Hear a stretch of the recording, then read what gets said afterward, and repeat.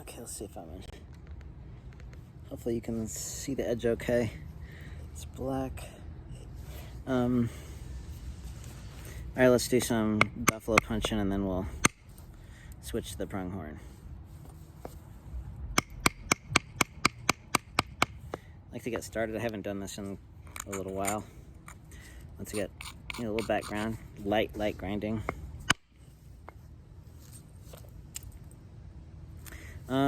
So I like to just ease into it with just these little trimmers.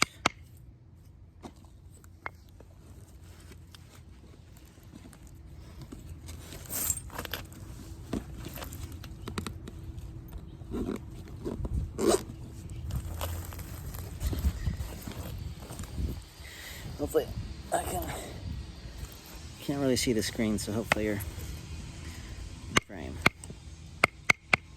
So just look at your edge, knock off little flakes.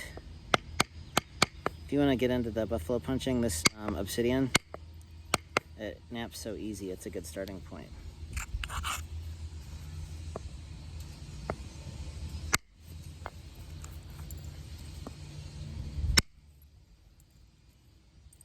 It does a good job to keep body.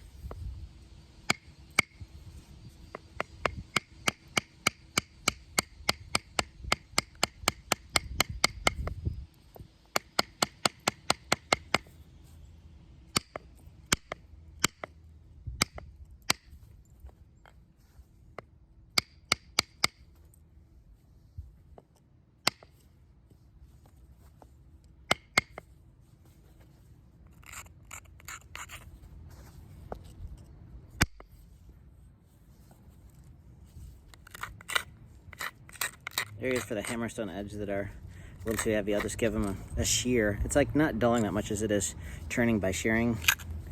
Little pressure flakes.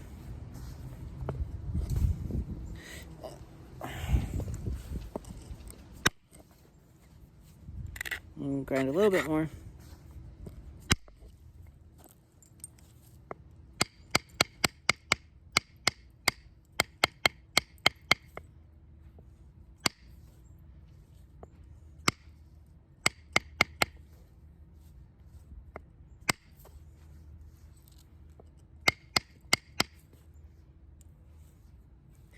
Let's trim this down and then come across here.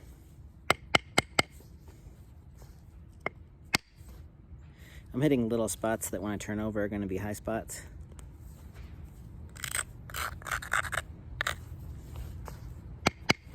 We might fix that heavy ring in the bottom here.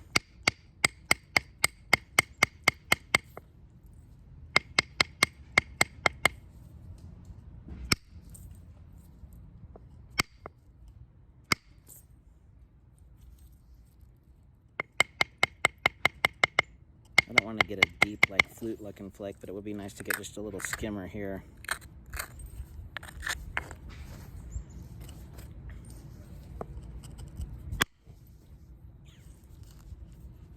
I went ahead and cleaned that hinge out from that side, or from the base rather. I need to do some thinning.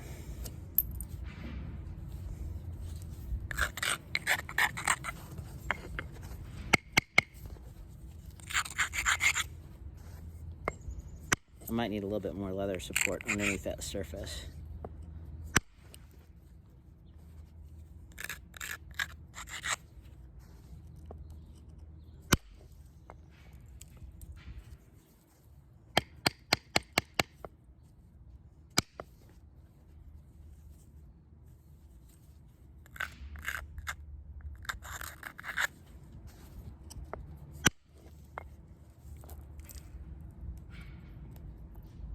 Boy, those flakes go so wide on that obsidian.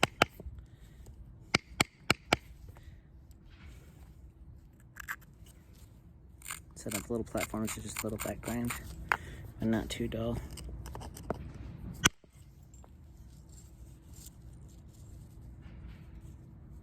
Nice and smooth. Rocked over there.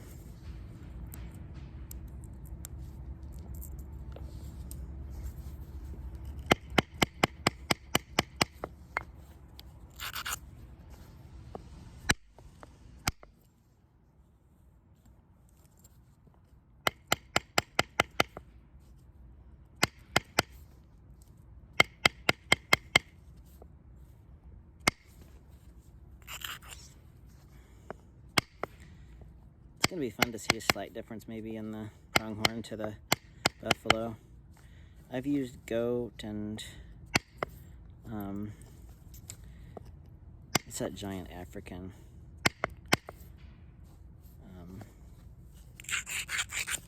The spiraled African horn. I don't know why it's escaping right now. Use that and water buffalo and cow and bison. And it seems like the biggest difference is not the hardness, but it's the way that the orientation of where the hairs line up. Like sometimes it can be more flat and round.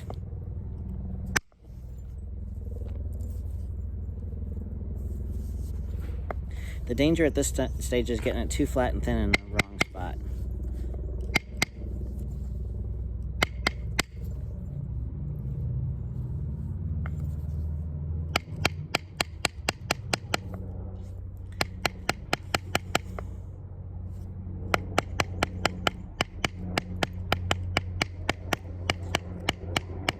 Dropping the angle a little bit if it's too heavy.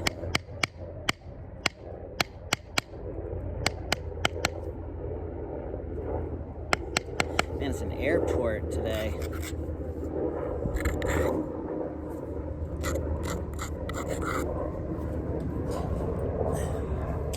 Hope this is in frame. I need a little bit here and then some here. Can you see that?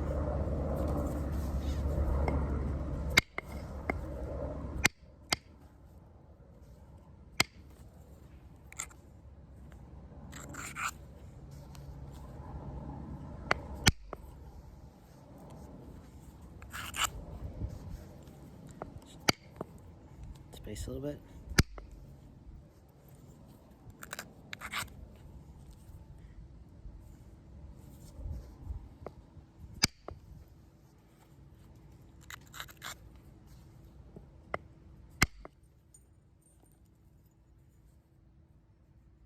Keeping our edges thick enough for pressure, and our thickness is just about perfect at this stage.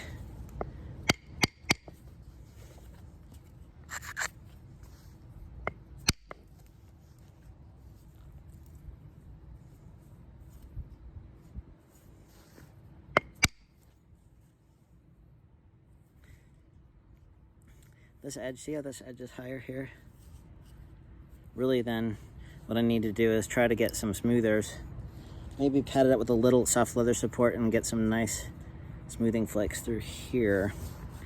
That'll keep my edge straighter on the other side.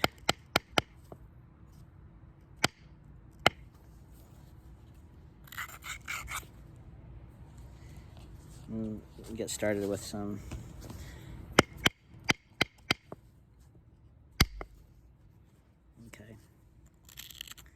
platform. See a little spur. Figuring out the grinding is crucial, so hopefully I didn't undergrind that.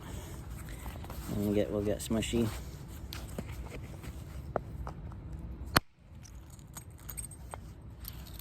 Very nice.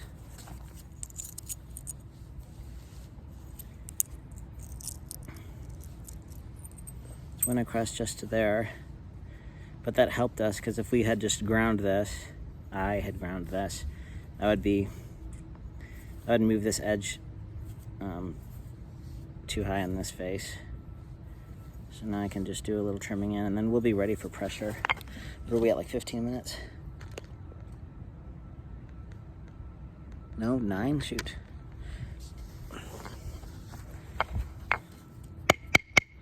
If you're not comfortable with the punch, you can just do more heavy pressure at this stage.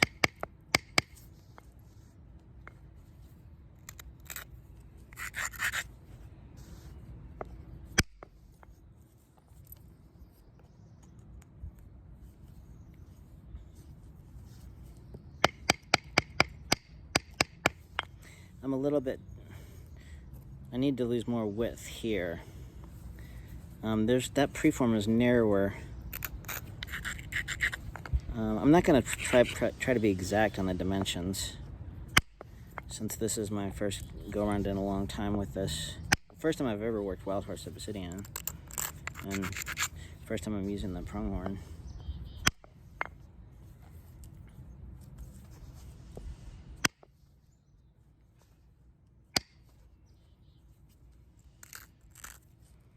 These little teeny micro platforms, just the right grind.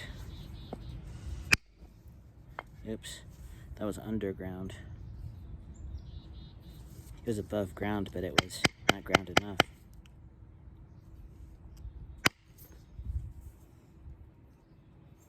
Okay, let's just hit the heavy spots and then do a part 3 with the pressure. Save myself some shearing and nibbling with the pressure by coming along here and just getting that edge straightened and contours kind of smooth. The nice thing about this point that I'm trying to duplicate or get close to is that when you count flakes, you can look at edges and stuff, and flakes overlap another flake. So you write to figure out the order of things. You see what overlaps what, and then you go backwards. Sometimes it's really hard to tell on thin edge stuff if they're working alternately, if their flaking is really fine. But you can establish order on things, and then some things are so well controlled that it makes it easier. This one is just the perfect body, and it doesn't look like there's a whole lot of attention to closely spaced and overlapped flakes. So I've got some wiggle room there, which is nice.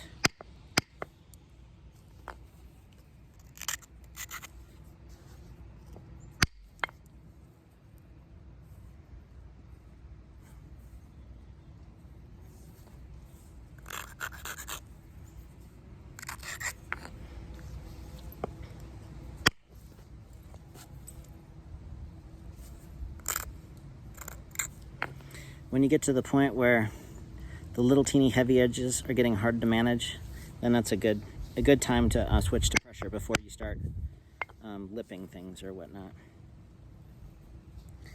So, okay, we'll stop and get out our pronghorn. I think our thickness is good. I just got tons of width here, more than I need.